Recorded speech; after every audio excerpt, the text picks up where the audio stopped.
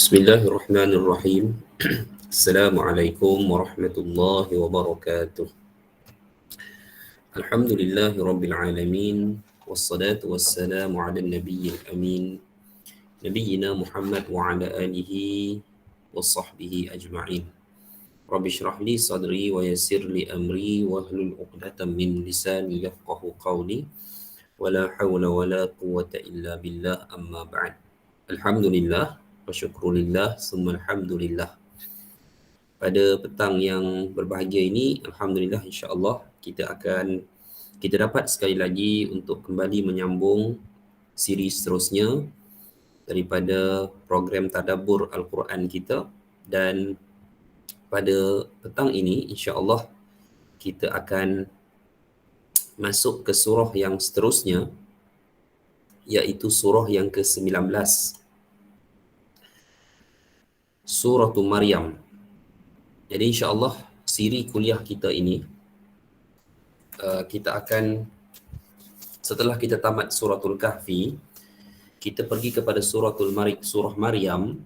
Selepas ni kita akan balik ke surah yang ke-17, iaitu surah Al-Isra. Sepatutnya surah Al-Isra ni adalah yang pertama lah kita baca sebelum Al-Kahfi, tapi sebab kita nak dahulukan Al-Kahfi tempoh hari, jadi insya-Allah akan ada tertib turutannya bermula daripada surah Al-Isra, Al-Kahfi yang telah kita baca, kemudian Maryam yang kita akan start baca mulai hari ini, ya, dan seterusnya kita akan pergi kepada surah Taha secara turutan, ya, dan juga surah Al-Anbiya insya-Allah, ya. Sehinggalah yang terakhir adalah surah Al-Hajj. Baik. Ini yang akan kita baca insya-Allah dalam siri tadabbur kita buat masa ini. Mengapa saya pilih turutan surah ini, hadirin sekalian, ya, sidang penonton jemaah sekalian, kerana kesemua surah-surah ini merupakan bentuk penceritaan dan pengkisahan dalam Al-Quran. Surah Al-Isra, surah yang ke-17, nama lain bagi surah Al-Isra adalah surah Bani Israel. Maknanya surah yang memang menceritakan tentang Bani Israel. Suratul Kahfi telah kita ceritakan 4 kisah yang menarik dalam kandungan surah tersebut. Dan kini kita berada pada surah Maryam yang sudah pasti akan sinonim dengan penceritaan Nabi Isa alaihi salam yang telah diangkat dan akan diturunkan kembali oleh Allah Azza wa Jalla, ya, sebelum datangnya hari kiamat. Selepas itu kita akan lihat surah Taha, yang mana surah Taha adalah surah yang menceritakan tentang kisah Nabi Allah Musa alaihi salam. Kita akan pergi ke surah Al-Anbiya, surah yang menghimpunkan beberapa kisah para nabi, dan yang terakhir adalah surah Al-Hajj yang menghimpunkan di dalamnya kisah haji ataupun kisah Nabi Ibrahim alaihi salam. Jadi hadirin mati Allah sekalian, pada hari ini surah yang ke-19 mengandungi 98 ayat, Suratul Maryam. Antara surah yang awal diturunkan, kerana surah ini diturunkan sebelum hijrah Nabi SAW. Antara dalil dan bukti yang menguatkan surah ini merupakan surah Makkiyah yang diturunkan sebelum hijrah adalah hadis yang diriwayatkan oleh Al-Imam Ahmad Ibn Hanbal, ya, daripada Ummu Salamah, daripada Ibnu Mas'ud radhiyallahu anhu, tentang kisah perjalanan hijrah para sahabat ke bumi Ethiopia ataupun bumi Habsyah. Negara Ethiopia ni wujud pada hari ini dengan nama Ethiopia. Nama dahulunya adalah Habsyah. Ini berlaku sebelum daripada hijrah ke Madinah. Nabi tidak terlibat dalam penghijrahan ini, tetapi Nabi memberi keizinan kepada para sahabat yang menerima tekanan yang amat kuat daripada penduduk musyrikin Mekah supaya mereka berhijrah. Nabi kata, berhijrahlah kamu ke Ethiopia. Wilayah itu dipimpin oleh seorang raja yang akan beri perlindungan kepada sesiapa yang meminta perlindungan di bawah kekuasaannya. Maka berlakulah hijrah para sahabat. Bagi kelompok yang pertama tidak ramai. Mereka amat kagum, disambut baik oleh Raja Najasyi. Lalu mereka pulang dan mereka membawa sekumpulan sahabat yang lain, batch yang kedua, untuk berhijrah ke bumi Ethiopia, ke bumi Habsyah, dan mereka sekali lagi menerima sambutan yang amat baik. Kisah ini hadirin mati Allah sekalian, sebelum kita lanjutkan, kita cerita sikit tentang sirah Ethiopia ini ataupun Habsyah. Habsyah ini adalah sebuah negara di bumi Afrika yang bersempadan dengan Laut Merah. Dia adalah merupakan wilayah kolonial Rom di zaman Nabi SAW. Jadi kalau kita katakan kolonial Rom, sudah pastilah agamanya merupakan agama Kristian. Itulah asal wilayah Habsyah. Itulah asal wilayah Abrahah. Semua pernah dengar nama Abrahah, Jeneral tentera bergajah yang ingin merobohkan Kaabah di tahun kelahiran Nabi. Jeneral Abrahah itu adalah orang Habsyah pada asalnya. Ya, dan dia diarahkan oleh Empire Rom supaya menyerang bumi Najran. Najran adalah bumi Yaman pada hari ini. Mengapa dia diarahkan untuk menyerang bumi Najran? Kerana di bumi Najran pada waktu itu terdapat seorang raja bernama Zunuwas. Yusuf Zunuwas namanya. Seorang Yahudi yang telah melakukan penghapusan etnik orang-orang Nasrani di bumi tersebut. Allah rakamkan kisah ini dalam surah Al-Buruj, iaitu berkenaan kisah Ashabul Ukhdud, kisah pemuda-pemuda yang beriman, ya, yang diseru akan keimanan mereka oleh seorang remaja, mengakibatkan seluruh penduduk Najran pada masa itu menyatakan amanna bi rabbi hazal ghulam, kami beriman dengan Tuhan pemuda ini. Maka raja telah murka, digalinya parit dengan dihidupkan nyalaan api di dalamnya, unggun api dengan nyalaan api, dicampak sesiapa sahaja yang enggan beriman dengan yang enggan mengiktiraf ataupun yang enggan menarik balik keimanan mereka terhadap Allah Azza wa Jalla. Jadi kisah ini Allah rakam dalam Al-Quran dan ada hadis yang diriwayatkan oleh Sahih Muslim mendetailkan tentang kisah tersebut. Kisah salah seorang budak boleh bercakap. Salah seorang yang beriman dengan Allah Ta'ala pada masa itu adalah seorang ibu yang membawa anak kecil. Ibu itu berfikir tentang anaknya. Jika bukan kerana anaknya, dia nak terjun dah. Anaknya bercakap kepada ibunya supaya terjunlah, kita akan sama-sama hidup dalam syurga Allah. Jadi kisah ini berakhir dengan penghapusan etnik golongan Nasrani. Walaupun sebenarnya Nasrani yang dibunuh oleh Raja Zunuwas dalam nyalaan api ini adalah Nasrani yang beriman. Yang beriman dengan Allah tanpa mensyirikkan Allah dengan sesuatu. Tapi bagi kerajaan Rom, bagi mereka ini merupakan penghapusan etnik bagi kelompok Nasrani.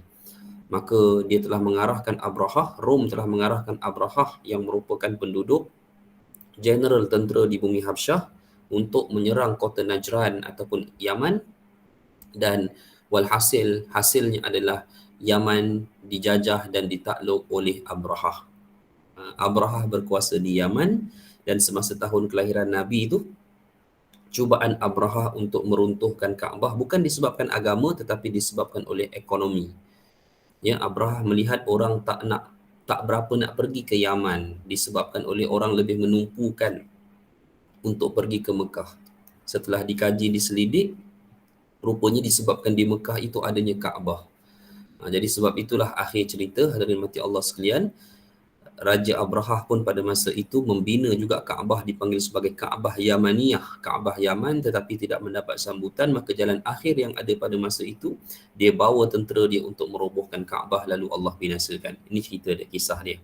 Baik, Habsyah, bumi Habsyah, seiring dengan zaman Nabi SAW di kota Mekah, ya, ketika usia Nabi ataupun ketika Nabi sudah dibangkitkan menjadi seorang Rasul, maka bumi Habsyah dipimpin oleh seorang raja bernama Najasyi. Baik, kisahnya berlaku ketika penghijrahan kedua para sahabat, yang mana penghijrahan itu memberikan ancaman kepada musyrikin Mekah. Maka dua orang musyrikin Mekah telah dihantar untuk bertemu dengan Raja Najasyi, untuk konsult Raja Najasyi supaya jangan melindungi sahabat-sahabat Muhammad. Dan Raja Najasyi ini seorang yang cerdik, seorang yang bijak, dia adalah pendengar yang baik. Dia memberi ruang dan peluang kepada dua orang itu untuk mengemukakan sebab-sebab dan hujah mereka. Mengapa aku tidak selayaknya memberi perlindungan kepada sahabat-sahabat Muhammad ini? Ya, maka mereka berhujah dengan baik pada masa itu. Ya, kedua-dua musyrikin itu berhujah dengan baik, dan hujah kedua-dua musyrikin itu telah dipatahkan oleh Ja'far bin Abi Talib. Ya, Ja'far bin Abi Talib yang merupakan sepupu Nabi, ya, anak kepada Abu Talib. Ja'far bin Abi Talib telah meyakinkan Raja Najasyi yang mana agama yang mereka pegang bukanlah agama yang menentang ataupun agama yang membawa kerosakan, sedangkan agama yang mereka pegang yang dibawa oleh Rasulullah adalah agama yang sama dengan apa yang dibawa oleh Isa alaihi salam. Maka Najasyi terkejut. Bagaimana kamu mengetahui tentang dia, tentang Isa? Ya. Dia kata, Ja'far kata, bagaimana kami tidak mengetahui, sedang bicaranya ada dalam kitab kami. Maka Ja'far bin Abi Talib telah membacakan surah Maryam, potongan daripada surah Maryam yang menyebabkan Raja Najasyi menangis, dan Raja Najasyi menyatakan, tinggallah dan tetaplah kamu di wilayahku secara aman. Ini cerita dia. Tapi hadirin mati Allah sekalian, para sahabat tidak lama sebenarnya di Habsyah, kerana mereka memanggil Nabi untuk tinggal di Habsyah. Nabi tak mahu. Nabi kata, bukanlah tugasku untuk mencari perlindungan, untuk mencari keselamatan, untuk mencari keamanan.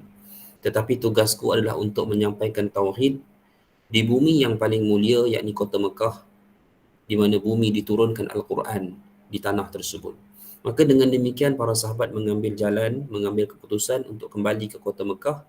Biarlah mereka menghadapi pelbagai kesengsaraan dan dugaan, asal mereka dapat bersama-sama Nabi SAW. Dalam masa yang sama, Raja Najasyi telah pun memilih Islam sebagai agamanya, beriman dengan Nabi SAW tanpa ia melakukan sebarang declaration ataupun announcement kepada kerajaan dia. Sebab itulah ketika Nabi SAW di Madinah, Nabi mendapat khabar bahawa Raja Najasyi telah pun wafat. Maka Nabi SAW melaksanakan solat ghaib ke atasnya, kerana baginda tahu tidak ada sesiapa yang akan mensolatkan Raja Najasyi kerana dia tidak mengisytiharkan keislamannya secara terbuka. Bahkan kerajaannya menyangka dia masih lagi seorang yang beragama Nasrani. Itulah satu-satu jasad, satu-satu solat jenazah ghaib yang Nabi pernah tunaikan dalam hidup baginda.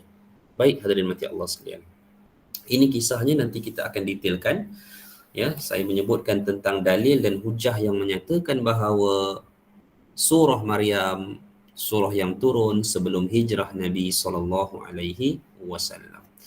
Baik, secara umumnya surah ini menceritakan tentang kisah perjalanan seorang Nabiullah, seorang Rasulullah yang kelahirannya itu menunjukkan satu kekuasaan Allah Azza wa Jalla.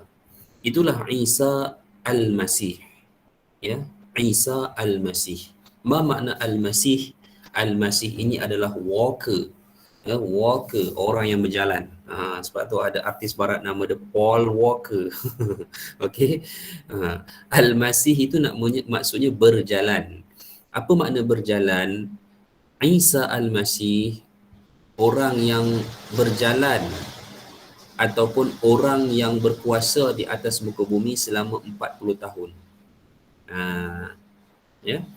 Itu ada hadisnya. Nanti kita akan lihat secara detail dalam hadis-hadis tentang kisah Isa alaihi salam. Dalam bab ini kita akan ceritakan nanti tentang turunnya Isa alaihi salam. Baik. Jadi hadirin sekalian, surah ini menceritakan tentang Isa alaihi salam. Siapakah Isa alaihi salam? Salah seorang nabi daripada keturunan Bani Israel. Nabi daripada Bani Israel. Baik. Kisah kelahiran Isa alaihi salam ini dibicarakan dalam surah Maryam yang akan kita lihat satu persatu ayatnya insya-Allah. A'udzu billahi minasyaitonir rajim. Kaf ha ya 'ain Shad. Baik. Huruf-huruf muqatta'ah ataupun huruf-huruf terpotong yang menjadi ayat permulaan beberapa surah dalam Al-Quran seperti Alif Lam Mim, Hamim, Yasin, Nun, Qaf. Ini merupakan keistimewaan Al-Quran di mana ayat-ayat ini tidak mempunyai makna yang khusus sekadar pengetahuan kita. Ada beberapa buku ataupun kitab, buku lah yang cuba menterjemahkan kaf itu makna apa, ha itu makna apa, alif lam mim, alif makna apa, lam makna apa. Tak ada.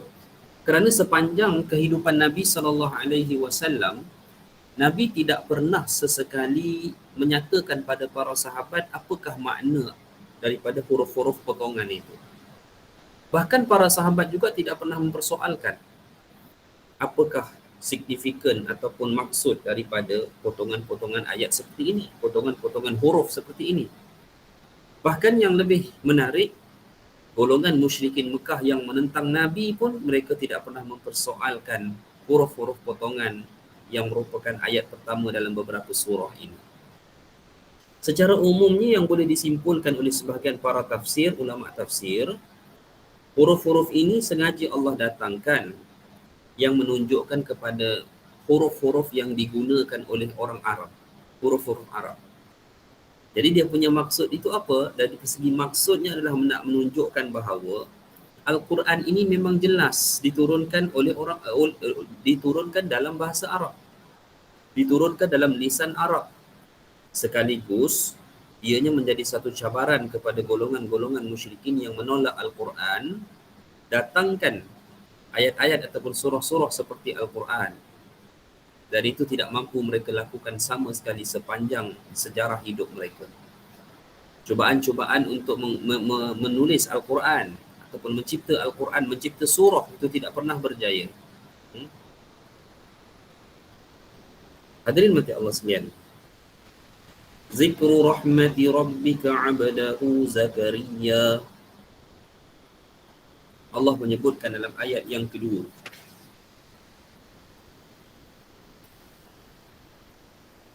penjelasan tentang rahmat Tuhanmu kepada hamba-Nya iaitu Zakaria. Jadi Allah nak kata apa? Surah ini akan menceritakan zikru rahmati rabbik. Surah ini akan menceritakan tentang peringatan rahmat Tuhanmu abdahu ke atas seorang hamba-Nya yang bernama Zakaria. Zakaria merupakan salah seorang daripada Nabi dari kalangan Bani Israel. Hidup di zaman Bani Israel, di fasa akhir Bani Israel, yang merupakan ayah kepada Nabi Yahya alaihissalam. Jadi apa kaitannya dengan Isa alaihissalam nanti insya-Allah kita akan lihat. Iznada rabbahu nidaan khafiyya. Nabi Zakaria ini adalah salah seorang Nabi yang dalam satu riwayat kata baginda juga dibunuh oleh Bani Israel. Ya? Walaupun ada khilaf lah. Tapi anaknya Nabi Yahya, ya memang Nabi Yahya adalah seorang Nabi yang Nabi Yahya adalah merupakan seorang Nabi yang dibunuh akhirnya oleh Bani Israel. Baik. Iznada rabbahu nidaan khafiyya. Ya, baik. Ayat yang ketiga Allah menyatakan di sini, iaitu kisah ini Allah ceritakan bermula tatkala Nabi Zakaria ini berdoa kepada Rabb-Nya dengan suara yang perlahan. Iznada rabbahu nidaan khafiyya. Baik. Iznada rabbahu nidaan khafiyya. Apa yang kita nak ambil daripada ayat yang ketiga ini, puan-puan sekalian? Ya. Yang pertamanya, ya. Yang pertamanya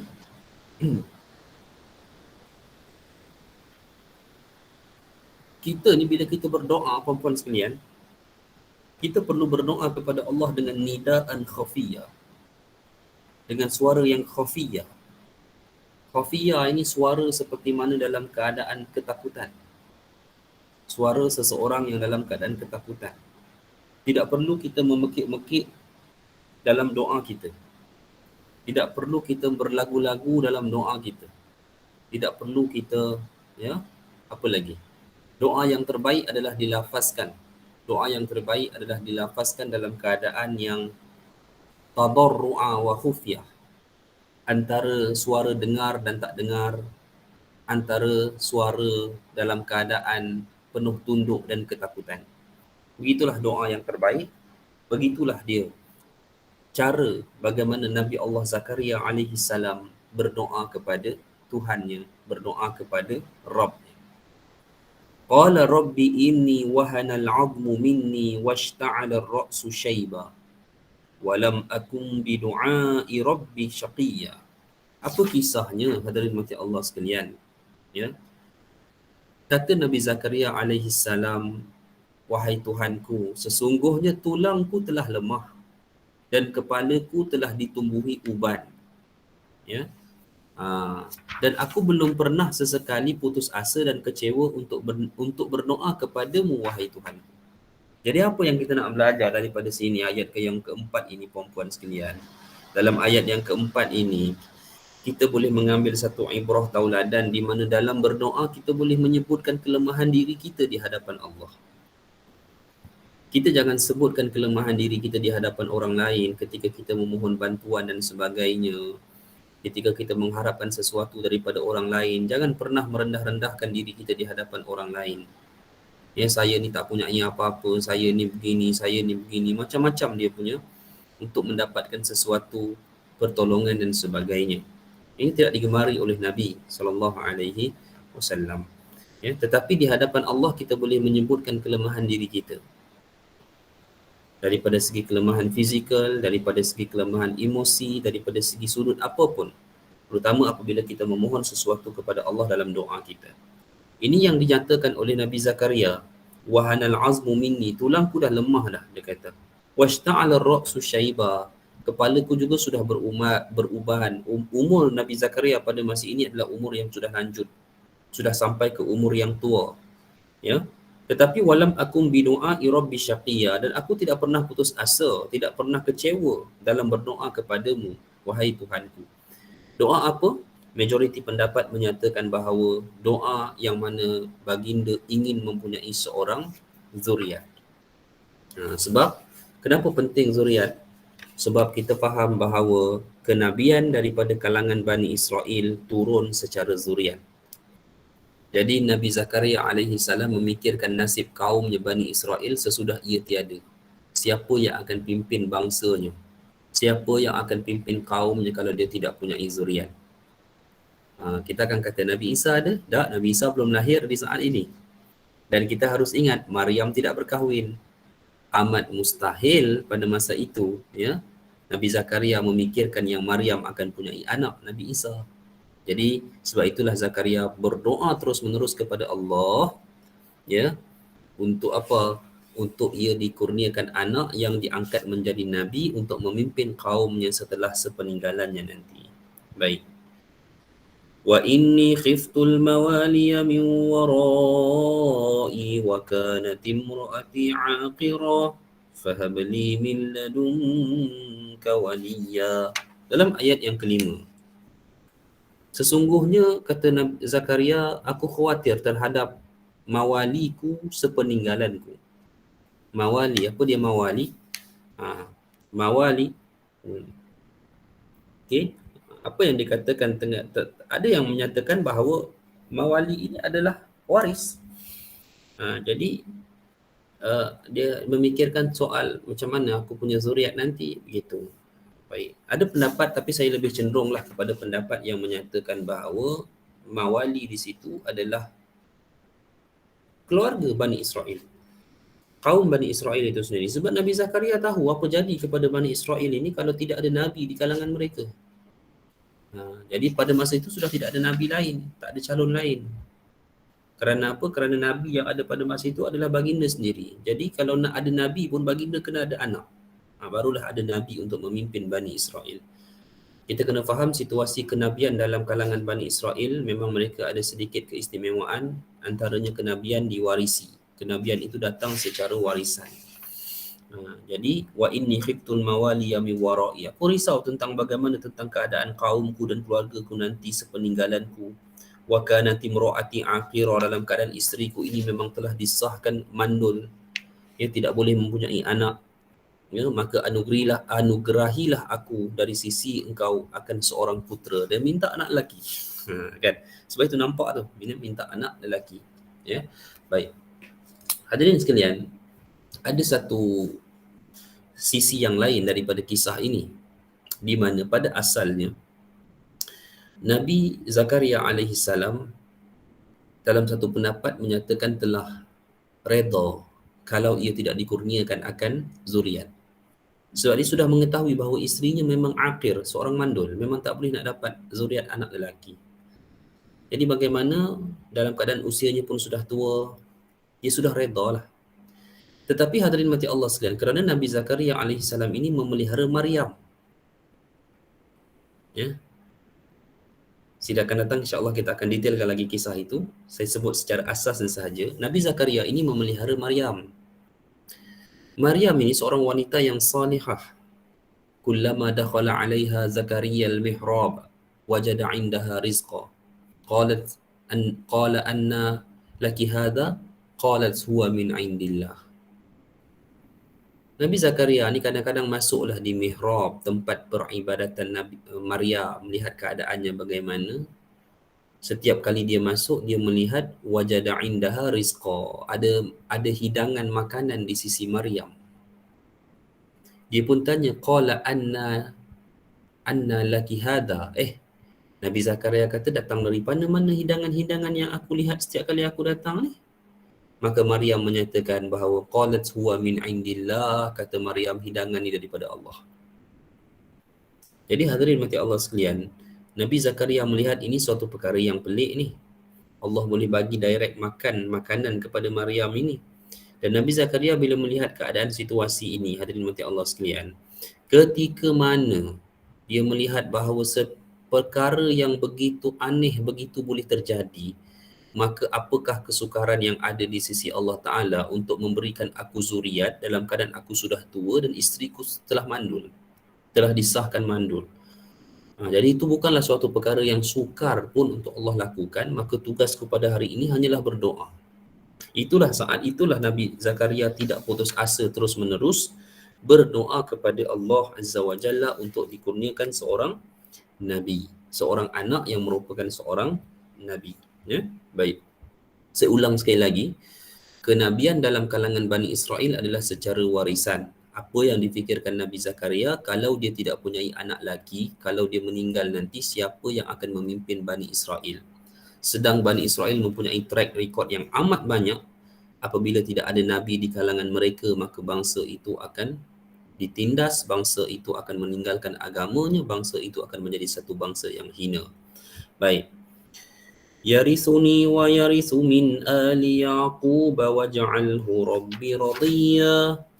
Firman Allah dalam ayat yang ke-6, yang akan mewarisiku. Apa maksud mewarisiku? Mewarisi kenabian. Sebab mewarisi dari segi harta ini memang ditetapkan oleh Allah Azza wa Jalla bahawa harta seorang Nabi tidak diwarisi oleh zuriatnya, oleh warisnya.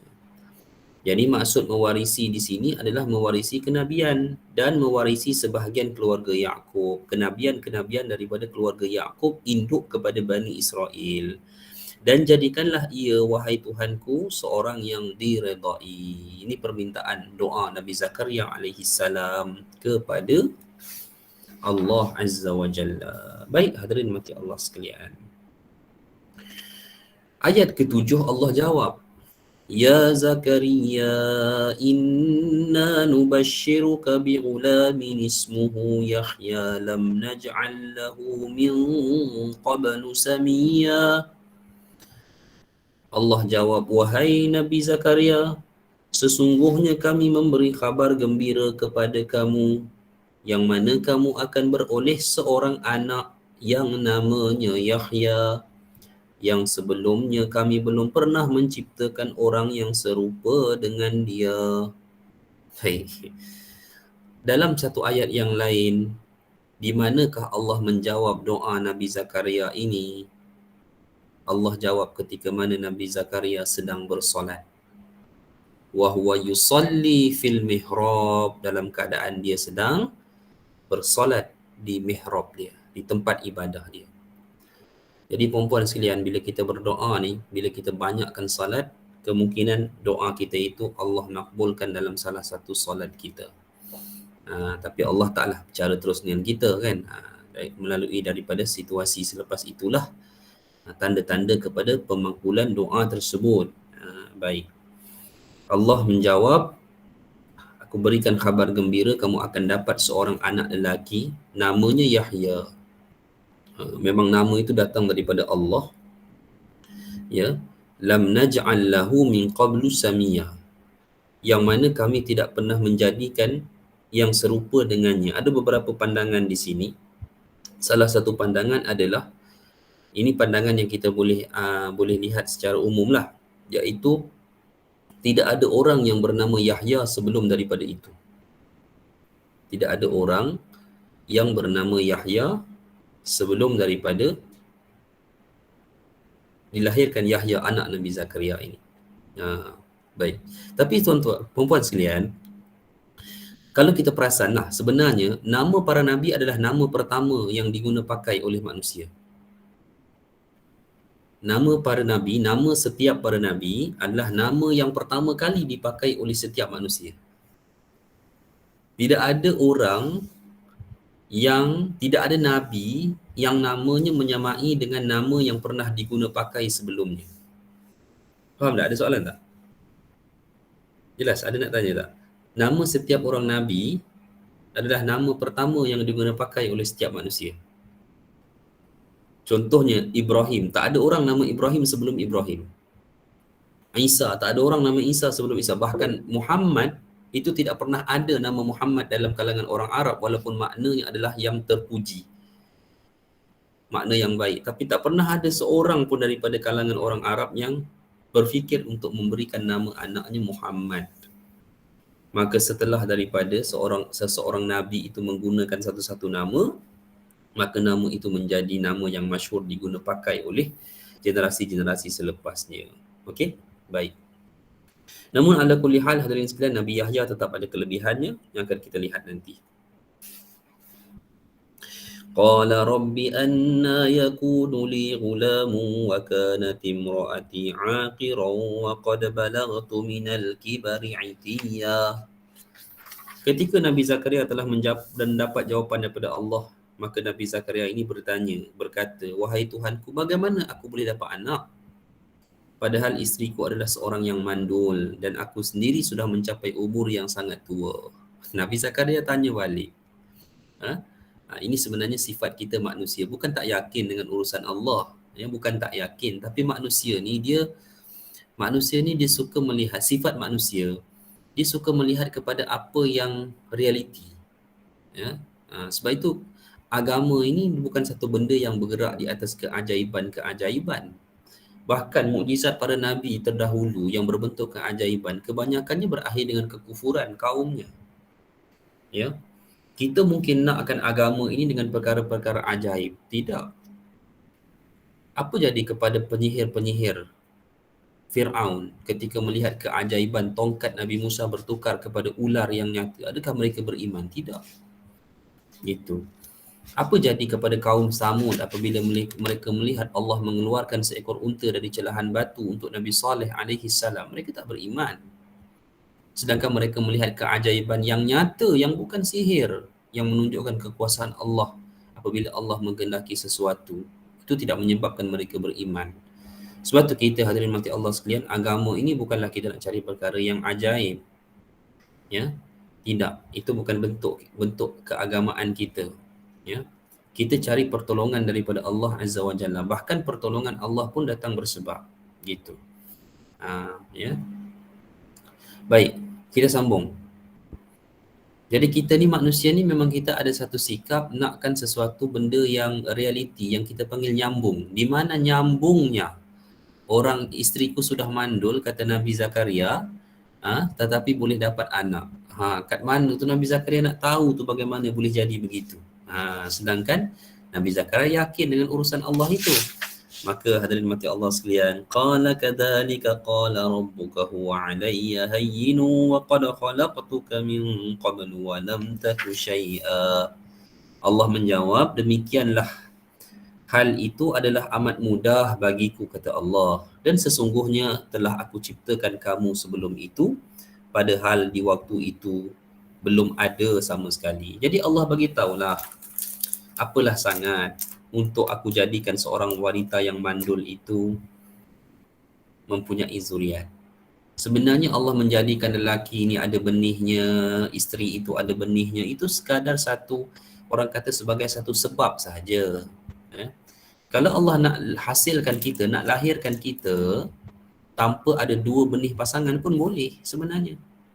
Tetapi Allah jadikan sebab itu sebagai ikatan apa? Siapa tahu ikatan apa? Ikatan darah untuk keturunan nasab.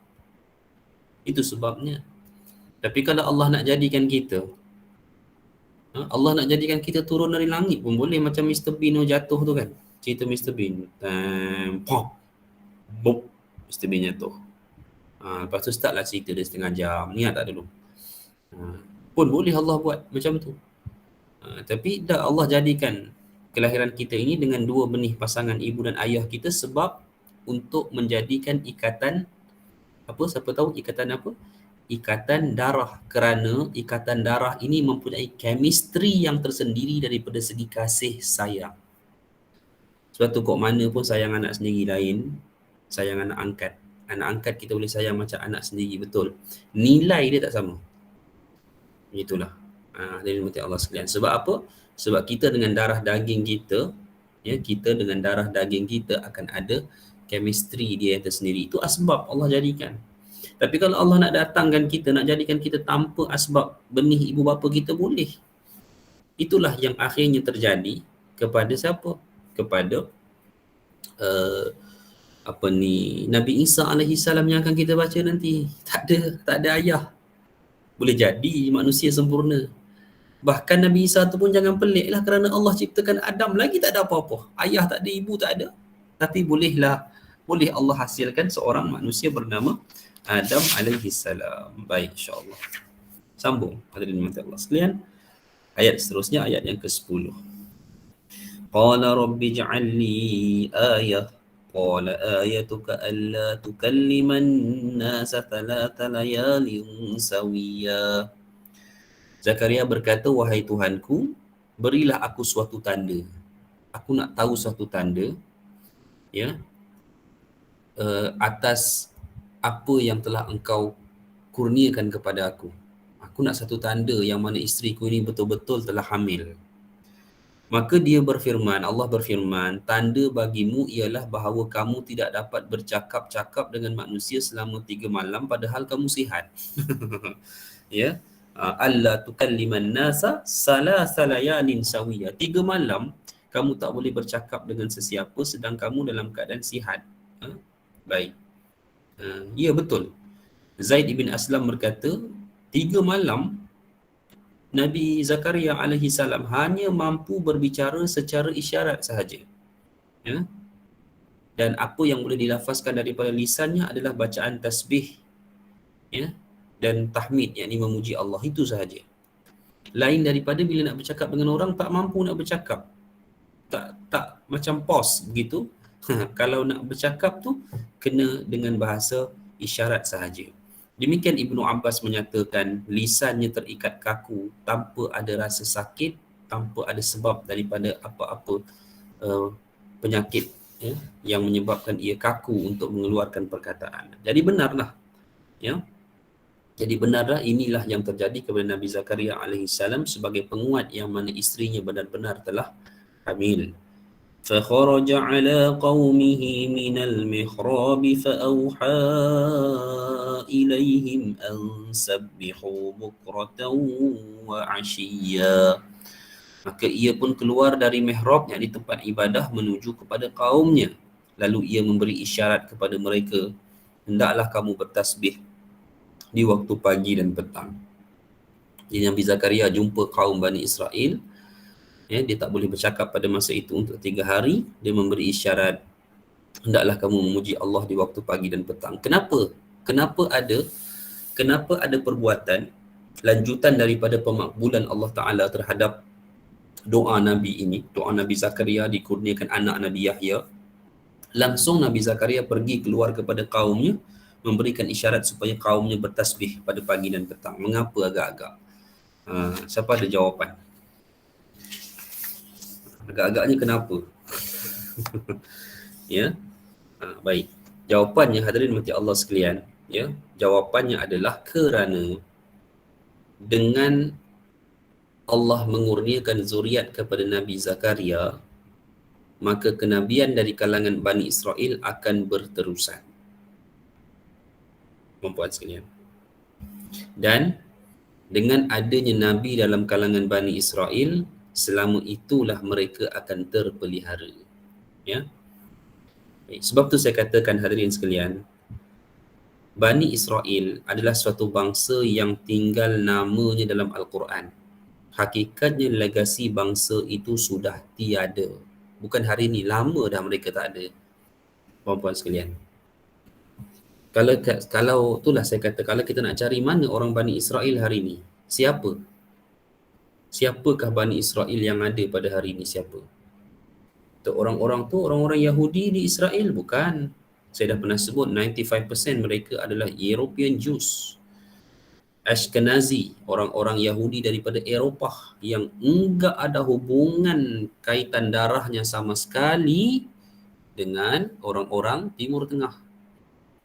Mereka daripada kaum Tatar Aturk, kaum-kaum yang ditinggalkan di balik-balik bukit dulu, balik-balik tembok yang pernah kita cerita dulu, yang dikatakan mereka itulah bangsa kaum Ya'juj dan Ma'juj yang pernah dibahaskan oleh beberapa scholars kita. Ya, baik. Di mana mereka? Sebenarnya nanti kita akan ceritalah tentang Nabi Isa ni, puan-puan akan nampak dengan lebih jelas. Ya, boleh kita sifatkan legasi mereka itu hakikatnya berakhir setelah hanya beberapa tahun setelah Allah mengangkat Nabi Isa alaihi salam. Ada sebab mengapa. Sebab itulah Yahudi-Yahudi yang wujud di zaman Nabi SAW di Madinah itu Yahudi-Yahudi yang bercakap Arab. Nama-namanya juga adalah nama-nama Arab. Ya, kabilah-kabilah mereka juga adalah mengikut sistem Arab. Sebab apa? Sebab mereka adalah daripada saki-baki, darah-darah Bani Israel yang telah bercampur baur dengan bangsa Arab. Sebab itulah puan-puan sekalian, kalau dikatakan nak cari betul-betul pure bangsa Bani Israel itu sudah tak ada. Tapi kalau nak cari keturunan-keturunan yang mungkin punya darah Bani Israel, bertebaran di seluruh dunia, kerana bangsa mereka pernah bertebaran di seluruh dunia mencari saki-baki bangsa-bangsa yang ingin menempatkan mereka untuk tinggal bersama mereka. Itu dia. Ya. Jadi sebab itulah Nabi Zakaria minta Bani Israel bertasbih. Kerana apa? Kerana aku nak beri kabar gembira, aku punyai seorang anak nanti, lelaki, yang mana dengan adanya anak lelaki itu, maka kenabianku akan diwariskan kepada anakku, maka kemuliaan Bani Israel itu akan kemuliaan kamu sebagai Bani Israel, kata Nabi Zakaria kepada kaumnya, akan terus dipelihara oleh Allah dengan adanya seorang Nabi yang akan memimpin kamu. Itu sebabnya. Jadi sekalian. Baik. Jadi jelaslah insya-Allah ayat yang ke-11. Kita jawab soalan dulu. Faham? Yahudi Madinah tadi sudah saya. Kaum kerabat Raja Saudi sekarang dari bangsa apa Ustaz? Bukan dari kalangan Bani. Wallahu alam, dia banyak silsilah. Mereka dakwa silsilah dia daripada saya pun tak ingat lah, tapi dia bukan Quraisy lah. Kalau Raja Saudi itu dia bukan Quraisy, dan memang sebab dia berasal daripada Najd kan, daripada bumi Riyadh. Orang-orang Riyadh itu kebanyakannya memang bukan daripada bangsa Quraisy. Wallahu alam silsilah dia Raja Saudi. Entahlah, macam-macam lah. Macam-macam orang buat kajian. Ada orang kata daripada Yahudi lah dan sebagainya. Kan? Tapi memang kalau ikutkan zaman hari ni memang masalah sikit lah. Bukan masalah sikit, masalah besar Saudi ni. Kan? Konsert, baru ni ada konsert. Masa Menteri Kesihatan kita umumkan umrah dibatalkan. Kan hari itu kan Saudi buat grand concert Salman Khan. Itu dia, di Riyadh. Dia dah tak boleh pergi umrah ni, apply visa turis pergi konsert lah. Konsert dia elok aje. Boleh duduk ramai-ramai tanpa penjarakan, tanpa apa, elok aje. Kan? Jadi Allahu alam. Okey, baik. Jadi satu kesyukuran lah. Jadi satu kesyukuran sila ada soalan. Ada Ustaz. Ya. Macam tadi Ustaz cakap Nabi Zakaria berdoa kan sebab dia isteri dia tu hamil ke tak, dia suruh bagi tanda kan. Ya. Allah bagi tanda. Boleh tak kita apply that method dalam cara kita berdoa? Maksudnya kita uncertain for something dan minta Allah bagi tanda. Tanda dah ini untuk Rasul, ini khususiat untuk seorang Rasul. Maksudnya kita tak boleh apply that method lah. Kita pun tak ada jawapan lisan daripada Allah tentang doa kita dah dimakbulkan. Jawapan doa kita dimakbulkan hanyalah melalui kejadian. Sedangkan para Nabi, mereka ada jawapan lisan daripada Allah tentang bagaimana doa mereka dimakbulkan. Ya, jadi kita macam mana ya? Sebab dia macam ni. Kisah Nabi Zakaria ni, Allah jawab, kamu akan punyai anak. Ya, sedangkan pada masa tu, mana nak tahu isterinya mengandung ke tidak? Kan, logik tak? Boleh faham tak apa yang saya syarah ni? Faham, sebab dia tak, kalau nak kena pasti. Tak tahulah kalau masa tu ada teknologi ultrasound ke apa, dia bawa Nabi Zakaria bawa isteri yang pergi cek, betul. Tak adalah, logiknya tak adalah pada masa tu. Tapi Allah jawab dengan jawapan lisan, kamu akan punyai anak. Aku kurniakan kamu seorang anak. Jadi mana Nabi Zakaria nak tahu pada masa itu? Sedangkan dia dah nak bawa berita gembira ni kepada Bani Israel. Tapi sebab tu dia minta satu confirmation dengan Allah Ta'ala, bagi satu confirmation yang mana aku confirm, aku confident nak bagi tahu kepada Bani Israel yang aku punyai anak. Maka berlakulah keadaan 3 hari yang Nabi Zakaria tak boleh bercakap tadi. And then selepas daripada itu, dia announce kepada bangsa kaum dia supaya bertasbihlah kamu. Kamu akan terus mulia disebabkan Allah memberikan aku anak yang akan mewarisi kenabianku ini. Untuk memimpin kamu. Ya. Tapi sedihlah sebab nanti kita akan tengoklah. Ceritanya kita cerita macam ni perempuan sekalian. Betapa gembiranya Nabi Zakaria bila Allah berikannya anak untuk memimpin Bani Israel, mengekalkan kemuliaan Bani Israel. Tapi akhirnya apa nanti kisahnya perempuan? Bukankah Bani Israel membunuh Nabi Yahya alaihi salam? Baik, itu pengakhirannya. Okey, insya-Allah. Ada soalan lain?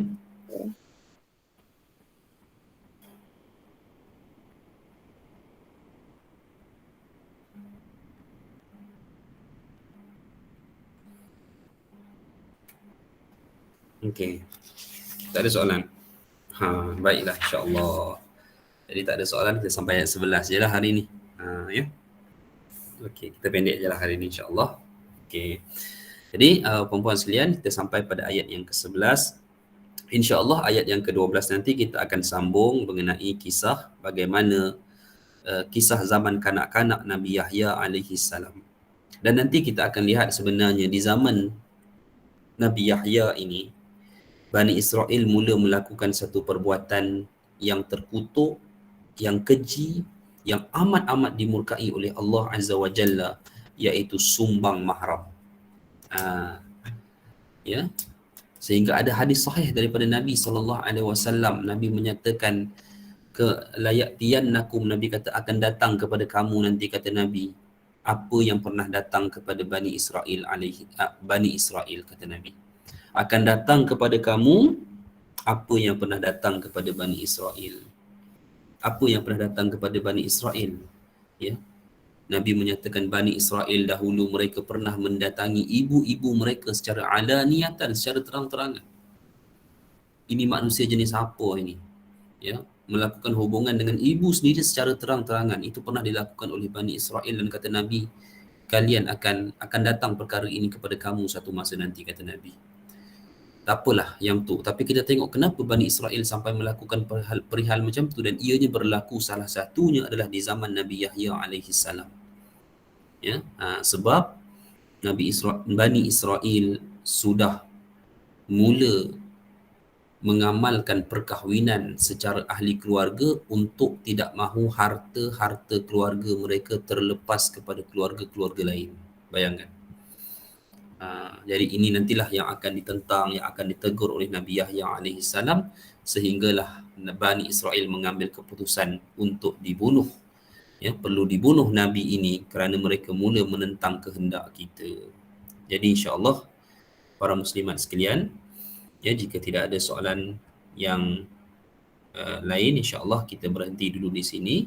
Mudah-mudahan semoga Allah merahmati kita semua, dan insya-Allah sambung kita pada minggu hadapan pada ayat yang ke-12, kisah zaman kanak-kanak Nabi Yahya alaihi salam. Wallahu taala alam, insya-Allah. Aqulu qawli hadza wa astaghfirullah. Assalamualaikum warahmatullahi wabarakatuh. Waalaikumsalam warahmatullahi wabarakatuh. Terima kasih Ustaz. Assalamualaikum. Terima kasih Ustaz. Terima kasih Ustaz.